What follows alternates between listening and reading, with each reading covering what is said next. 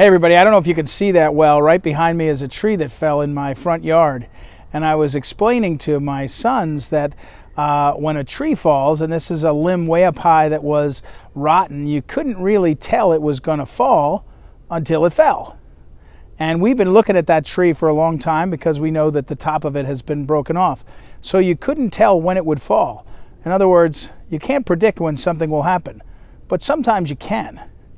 And here's what I can predict, and everybody can know the truth of this, is that Robert Mueller is going to testify in front of Congress. He's going to testify and cause trouble. He's not going to help anybody but himself. The fact is that Robert Mueller should have declined any request to testify and said simply, I was hired to produce a report, I produced the report, and the report is all I have to say. If he had done that, what would have happened? The Congress would have likely said, hey, you must come, you have to come, we'll hold you in contempt. And he probably would have been held in contempt of Congress. But there's nothing anybody can do about that. Congress doesn't have an army, doesn't have a police force, they couldn't arrest him. He just would have had to live with that statement. It should have been a badge of honor. Instead, we have a guy who wants to be famous, he wants to be Mr.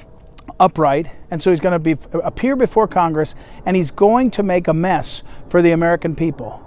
He's not going to say anything that's not in his report. He's going to probably cast doubt on conclusions. He's going to give CNN and MSNBC a chance to run in circles and say terrible things about all sorts of people. We could predict that this would fall down at some point, maybe not when. And I can tell you, sure as shooting, that Robert Mueller is going to make a mess of tomorrow testimony, and he's going to make a mess of what's going on, and it's not going to be good for the country. It's going to be good, he thinks, for him. But history and larger powers will judge that too.